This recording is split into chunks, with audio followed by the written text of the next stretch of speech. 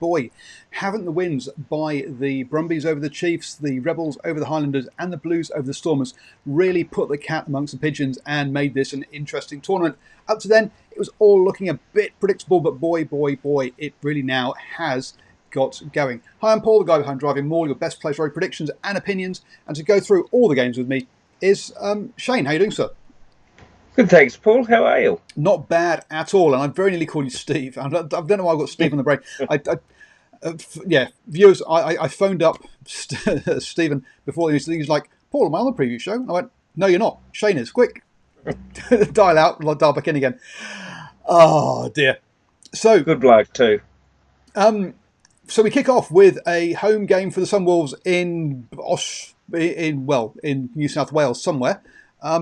Next to the sea, I've seen. The stadium literally is on the beach. Wow, that's going to be fun times there. 7 hours of rugby and the beach next door. It's a bit of a party atmosphere, isn't there? Yes, mate. Wollongong, New South Wales south coast there. So it's one for the country people to go straight to the south coast and enjoy some rugby. And it starts nice and early, 2:45 tomorrow afternoon, and the way that rugby should be. 2:45 on a Friday. Do you not work or anything? Come on, most people are going to still be in the office at that time. Look, I'm looking forward to getting to my office, which is my room, to watch this one, and I'm hoping for some really entertaining rugby from both of these sides. The Brumbies, obviously, coming off that great win in New Zealand against the Chiefs, and the Sunwolves. They're having a go. They're having a go, aren't they? So let's just quickly look at the Sunwolves lineup then. Best place to get this kind of information is from Rich Freeman on Twitter. Mayhew, Mathu, Van Vulen in the front row. Yatabi, Stolberg in the engine room. Downey, Shorts and Numaki in the Lucy's. Page and April are reunited in that 9-10 combination with Teo and Fafita in the centres. Tassi, Engelbrecht and Takaada are the back three with Bregavaz, Adams, Van Wyck, Hain, Tupu, Sayato, Ogura and Moria are the people on the bench. Now, yeah, it's been 60 plus points against the Sunwolves for the last 2 weeks. We're seeing a switch up of the lineup again. Look, just changing this lineup every week is just causing the Sunwolves no end of problems, isn't it? Oh, if you remember the old Blackadder series, they tried the same thing again and again, and it was predictable. So, I think, it is. It's a tough old year for them with their last year in Super Rugby and a virtual barbarian side every week. Yeah. Yeah, it is a virtual barbarian side every week. So, I'm not expecting much from them, to be honest. I think what they're going to... this page... April, Teo, Fafita, I think that was there for the first game. But yeah, we've got a brand new, loose trio supporting them at the breakdown. So that's going to be interesting to see how they go. And hopefully we'll see some of that open, free running, enjoyable rugby that we saw from them in the opening, in the opening round. But yeah, it's unfortunately. It looks like it's going to be another long day at the office for them, and I've just realised I didn't pull up the here we go. I've got the Brumbies lineup now. Brumbies, going to be a few new faces into the side, but the sign off with CO, McInnery, Alatoa at the front row, Douglas and Neville in the engine room, Valentini, Miller, and Samu are the Lucy's. Longeran is in the 9 jersey for the first time. Loliasio, obviously continuing in 10. Simone and Kirandrani in the centres. Pulu comes back in, or comes in, sorry. Kata and Banks are the back three. Off the bench, Longeran, Slipper, Ross, Swain, Kuzak, Powell, Pasitoa, and Tom Wright.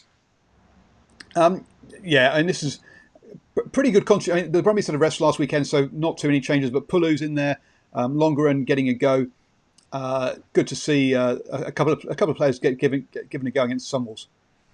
Yeah, and this is the advantage of a bit of the depth that the Brumbies have over the other Australian sides, where you can have James Slipper, who started against the Chiefs, on the bench this time. That's the advantage of having 3 Wallabies props, and the advantage of I'm just having a look here on my screen. Lonergan and Joe Powell interchanging. Both are confident in that halfback role.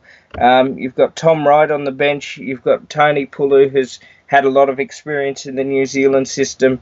So there's some real good interchangeable positions that the Brumbies can experiment with and use in this game. Yeah, I'm not expecting much for a crowd there. Hopefully they'll get a decent crowd. I think they're going free entry, 2 members and things like that. Obviously 7 hours of rugby, because it's 3 games back to back, is a bit of a long watch and a bit of a big ask for fans, to be honest. But even so, look, hat tip to Sanzar. They've made the game happen. Okay, it would be so easy for them to cancel or postpone and then cancel later quietly. But no, they've made the effort and they've got the game to happen, which is really good. So yeah, we do complain about Sanzar a lot, but not this time. Yeah, I've gone Brumbies by a lot in this one. How much did I go by in the end? Brumbies by 30. What's your call on this one? Brumbies by 23. 23, precise. Wow. Precise. But one of the things, if I could mention, Paul, with this game being played at Wollongong, as well as I've got to tip my hat to Sanzar as well, and I'm totally in agreement with you. It's made to happen. One of these things with rugby games in Wollongong and these sort of areas is there'll be probably a local curtain raiser game before the Waratahs game. So I think a lot of people will hopefully get to the South Coast and enjoy a great day out and a great evening out. Yeah, no, I hope so. I think it'll be a good day. I think the festival, like having it by the beach there, is going to be fun as well. Simon Hughes in the chat says Sunwolves by 1. Yeah, Simon, I think you're being overly optimistic with that one. You follow that up, we come over to New Zealand for the scheduled 7:05 game with the Crusaders hosting the Reds. Now, obviously, a lot of positivity around Australian rugby with those 2 wins by the Brumbies and the Rebels over 2 weekends in New Zealand. Can the Reds make it 3? The team they'll be coming up against will be Moody, Taylor, Alalatoa. Barrett's come back from injury with Dunshay in the engine room. Grace, Christie, Sanders are the loose trio. Enari gets his first start at 9 with Mo'unga. McLeod is on there for his debut in the 12 jersey with Goodhue at 13. And then a back 3 of Fainganuku, Reese and George Bridge. Off the bench, we've got McAllister, Bauer, Jaeger, Luke Romano, Simone Havili, Drummond, Brett Cameron and Matalehi. Wow, it's been a while since we've seen Matalehi. Obviously, his injury gave Sevu Reece the opportunity last year, and he'll be obviously cursing that ever since because he's not seen much rugby since then. But yeah, strong lineup from the Crusaders with a couple of new boys sort of interspersed in there. Yeah, and look at what they do. Their midfield, they're just workaholics. They're ball hounds. They look for the ball. Their midfield backs are so creative, and of course the speed on the flanks. You don't have to remind me over the years how many times the Crusaders have caused a lot of damage to the scoreline against Australian sides. So I don't expect any difference. No, probably not. I mean, a lot of eyes will be looking at Dallas McLeod, a 20-year-old out of Christchurch, part of the Canterbury setup. So it'd be interesting to see how he goes in that 12 jersey. Obviously, with Richard Mo'unga on one side and Jack Goodhue on the other, he's being ably looked after there. So yeah, I expect a couple of new faces in there, but I'm not expecting that to derail the Crusaders. They've got a lot of good quality around them. Now the Reds, well, this is going to be an interesting one. Smith, Maffey and Tupu are the front row. Salakai, Lotto and Hawkins are in the engine room. Scott Young, Wright and Wilson are the loosies. With Scott Young coming back from he was the player that was suspended for the red card pre-season, wasn't it? Then we got Malaula and Isaac Lucas in the 9-10 combination, Stewart and Piasimi in the centres with Spate, Fainuz Satua and Jock Campbell are your back three. Craig, Xander Nasser, Blythe, McWright are the front row. Are the scrum replacements. McDermott, Hegarty, and Dugunu are the backs replacements for the Reds. So yeah, a new 9-10 combination. An interesting choice when you're going on the road. Yeah, and Isaac Rodder tentatively rested as well. Yep. Which for a game like the Crusaders, you'd hope he was there because of his work in the breakdown areas and at the line out. But I think he's being deliberately rested for the Bulls the week after, which is no doubt a very physical clash in itself. So look, more chances for the young kids to keep coming through. It is difficult at Reds Land. It's as much as I've really enjoyed some of the performance, even if they have gone down at times. It's eventually fans, not like myself, but other Reds fans, I've seen the comments on social media, are going to start asking for some results, because this is the third year now of that plan. So they're not going to get it in Christchurch, I wouldn't think. But as long as they get out there, have a crack, enjoy their rugby, and hopefully learn some more lessons from this. Yeah, there's a lot of comments on social media, and also from the commentators about. Okay, there was Aussie commentators, but that were surprised by the loss of the Reds to the Sharks last weekend. To me, look, the Reds have only beaten the Sunwolves this season. So against a Sharks side that have had that have shown that they're contenders in this competition, I wasn't surprised by that result at all. I think the Reds have got a long way to go. Unfortunately, as you say, it might be year 3 of the project, but I think there's a long way still to go on this, and there's still a lot of young players in there. I've gone Crusaders by 20. Home try bonus point win for me. Yeah, I'll say by 10, but I think it'll be a bit more than that. Then we go. Then we have the second game in Wollongong, the Tars versus the Chiefs. Tars with an interesting lineup. So Bell, Abel, Johnson, Holmes. Bell, a really mobile prop there. It's going to be exciting to see him. McCurley, Staniforth in the engine room. Swinton, Hooper, and Dempsey are the Lucy's. We've got Short and Harrison are the 9-10. Hunt and Newsom in the centres. Maddox, Ram, and Beale are the back three. And then off the bench we've got Fitzpatrick, O'Connor, Faulkner, Taffer, Holloway, McDonald, Fichetti, and Lisiala. It's Mitch Short. He hasn't been the normal starting 9, has he? No, so I think Jack Gordon must have copped a little bit of an injury from the Lions game, if I remember correctly, because I think he came off pretty early in that one. I hate to be corrected, but I'm pretty sure that he did. So give someone else a chance and see what they can do. Up against the Chiefs, who are coming off the back of a loss to the Brumbies, really looking to bounce back. And then also they've got 3 potential debutants off the bench in Taffer, McDonald, and Lisala. Yeah, this is a very inexperienced side against the Chiefs. Now the Reds, for me, look, you say they're saving players for a game that they think they're going to more likely to win. The Tars at home, you wouldn't expect to see them doing something similar. No, look, I think the Tars would probably like to win this. The Chiefs went back to old Chiefs, Colin Cooper Chiefs against the Brumbies. I've got to say it was pathetic. They might have come back for a little while, and the old mistakes returned into their game and very inconsistent. I'm surprised they've rested McKenzie, to be honest. I thought he would have been quite handy in broken play for this one, particularly. But the Waratahs came off a really good win last week, and they played some played their best rugby. Will Harrison stepped up at 10. I think he's just a kid. He's really trying and learning.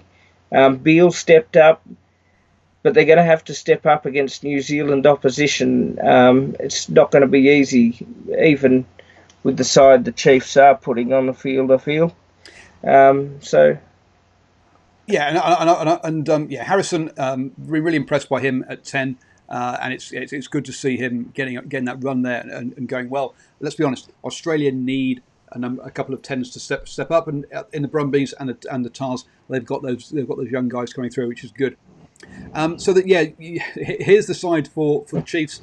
Gatland has had a whole bunch of flack for his rotation policy, but players cannot play every single game of the season, so that you do need to rotate them and give them rest. So here's the team: Ross, Chalakioleo, Glenn DeHeis at the front row, Allardyce and Ardron in the engine room, Boshier, Kane and Soakula are the loosies, Webber and Cruden at 9 and 10, Anton Leonard-Brown with Manu outside him, and a back three of Wainui, Stevenson and Solomon Alamalo. Off the bench, we've got Maka making his Super Rugby debut, Coxon, O'Neill, Arquoy, Karpik, Milo Harris, Trask, and Nankiville there as well. So, a couple of players missing out, like you say, Dane McKenzie, but still, there's enough quality there. Even if they got sort of on that bench, so you got a debutant, a guy with 4 caps, 2 caps, 4 caps, 23 caps, 1 cap, 3 caps, 26 caps. That's a very inexperienced bench. It was good to see the Chiefs giving these blokes a go and testing their depth. That forward pack with Ardron and Kane, they will get through a lot of work, as they always do. And they're very experienced players too, so you would expect them to really show the leadership for their forwards. Webber, Cruden and Leonard-Brown at 9, 10 and 12. Even without McKenzie, the Waratahs are going to have a lot of defensive work with those three with the footy. So, as you mentioned, a lot of younger blokes getting a go off the bench to test out the depth that Gatland's got there. So, I've still got the Chiefs winning this one. I've still got the Chiefs winning this one, but the starting 15 are going to need to do it. They're not going to want to leave this to the last 20 and let the bench and rely on the bench for this one. That's too inexperienced. The bench to be doing that. I've gone Chiefs by 7.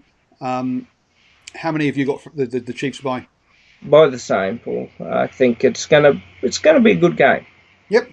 On to Saturday then, and this game is being billed as the real tester for the Blues. The Blues just come back off that great tour to South Africa, where they beat the Bulls and the Stormers. 2 wins from 2 games, fantastic for them. They're coming back and they straight down to Wellington to face the Hurricanes. The Hurricanes are lining up with coming up off the back of that big win over the Sunwolves. Namua, Amua, Lomax at the front row, Walker Lurie and Scrafton in the engine room. Fafita, Karifi and Evans are your loosies. TJ and Smith are in the 9 and 10. Lamapi and Arso with Ben Lam. Van Wyck retains his jersey after that hat-trick against Sunwolves, and Geordie Barrett comes in at 15. Off the bench, they've got Dane Coles, Rackety Stones, Fidal, Blackwell, Flanders, Booth, Proctor and Husson. I guess the one thing we should point out here is the lack of cover for 10. It looks like Geordie Barrett is probably the cover for 10 in this one. Injuries showing that causing problems for the Hurricanes. Yes, so Barrett will obviously be the cover, but I think in this sort of derby game against the Blues, he might be useful enough at the moment. I think they're going to be looking at. Looking at the bench with. Proctor and Husson. I'm surprised it's Marshall that's there. That I'm surprised he's not being picked on the bench. But you're looking at Fletcher Smith, a guy who people have got some serious question marks at this level. Look, this is his 3rd Super Rugby franchise. He is still a young fellow. Plays really well at minus 10, but can he cope at this level? And the Canes looking at him going to full 80 is going to be an interesting one. for me. So yeah, look at the Blues really getting after Fletcher Smith. I think that's where they'll see the weak link being. Definitely not TJ Piranara or Laumapi and Arso in that centre combination. This will be for the young bloke Fletcher Smith. I'm glad he's got TJ, and I'm glad he's got Geordie there with him. But ultimately, as a 10, you have to prove yourself as well. So 3 Super Rugby franchise, a good minded 10 player, but this is a higher level. This is a premium quality of rugby, and he's going to have to step up, and particularly. Yep, it looks like we lost Shane momentarily there, but yeah, congratulations Vince Arso on his 50th cap as well, and we'll get Shane back soon. He's got some rain there, so it's probably some rain fade. Unfortunately, here he comes. Looking at the Blues lineup then. So the Blues team is Tuanakafi, Eklund and Tuangafasi across the front row, Tuipulotu and Jacob Pearce in the engine room, Robinson, Gibson, Akira Awani on the loose 3. We've got Sam Nock and a Terry Black in the 9-10 combination. TJ Fiani, Rico Iwani maintain that centre partnership with Talia Marchant still on the wing, not Marchand, but Marchant, and then Perifetta at fullback.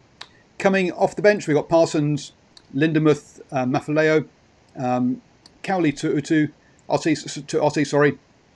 Lambourne, Ruru, Plummer, and Duffy.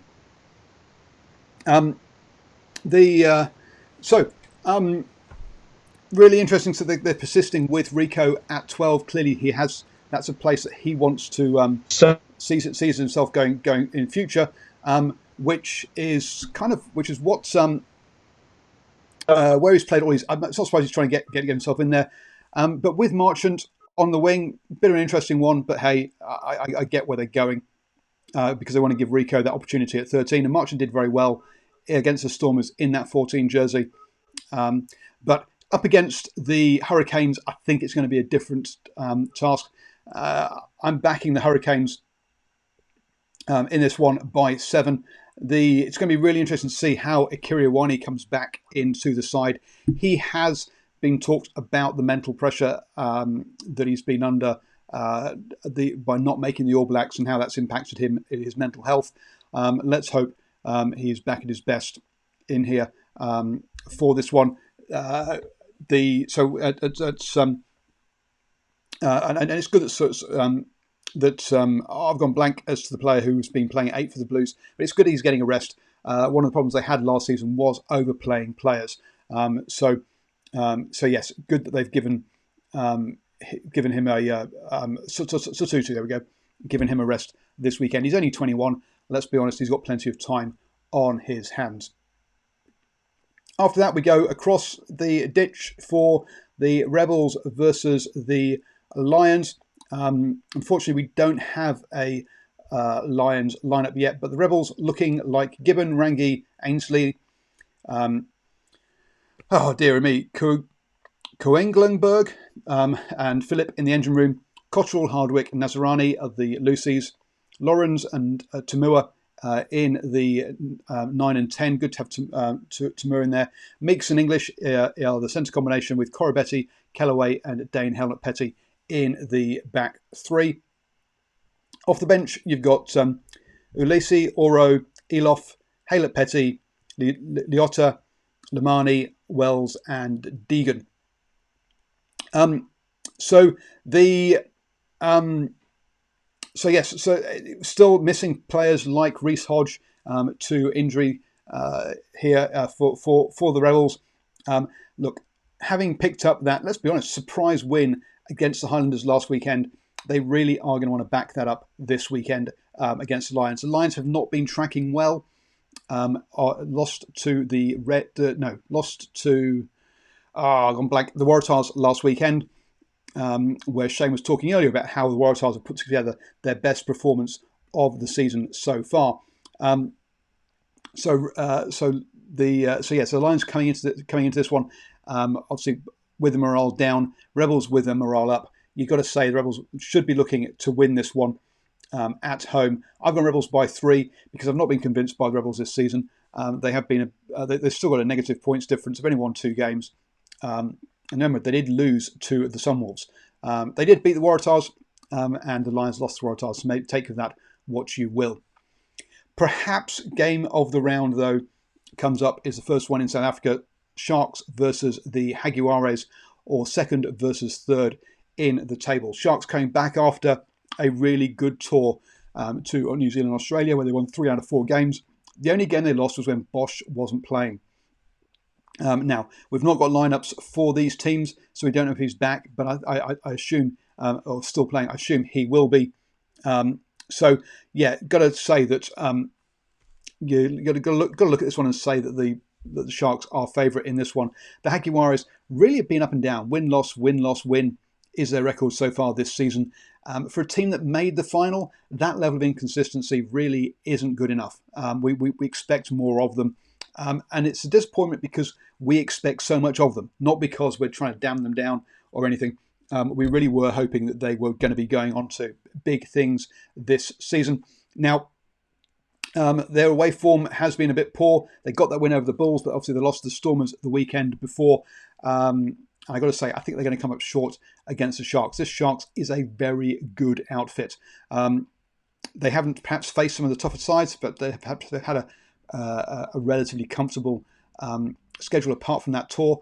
In fact, apart from that, they've been on the road. Look, getting the Highlanders, getting the Reds, getting the Rebels was before that, wasn't it? So they've not had that tougher schedule. To be fair, but still, I think Sharks by 7. Final game of the round sees the Bulls play the Highlanders. And yes, the Bulls are one of the weakest teams in the competition. Let's be honest. But then again, the Highlanders are no great shakes themselves either, are they? They did get a win on the road to the Brumbies, but they do sit bottom of the New Zealand Conference. The Bulls sitting bottom of the Africa Conference. Two teams that, let's be honest, are not going to be troubling the finals time. And really, this is a game and a result that already in round 6 really doesn't mean anything. So we'll have to see how this one goes. I'm backing the Highlanders by 3, but in all honesty, I'm finding it hard to get very excited about this game because, as I say, it already doesn't matter as far as playoffs and things go. The team on the bye this weekend is the Stormers. Now, straight after, you could see in the halftime interview, their coach was not happy with their performance at all, and he let it show, which was good, which is nice to see. Letting that emotion come through. So he's going to be giving those players a real hard time on this bye week. I mean, the post-match interview was saying, look, it's the worst time to have a bye, isn't it? You want to bounce back from a loss. So it's going to be a tough old time of it for the Stormers. So we'll have to for this week, and we'll see how they bounce back. Nocturnal Right saying 2 teams ripped of nearly all their experience, and yes, that's true. For the Bulls and the Highlanders, they've both lost a lot of players in the off season, and that is showing in their performances. Let's be honest. I don't think it's down to the coaching setups. I know some people have been questioning the coaching setup at the Highlanders. I think it's actually fairly decent. I just think that the amount of turnover they've had, the lack of any connectivity between those players, really is their problem.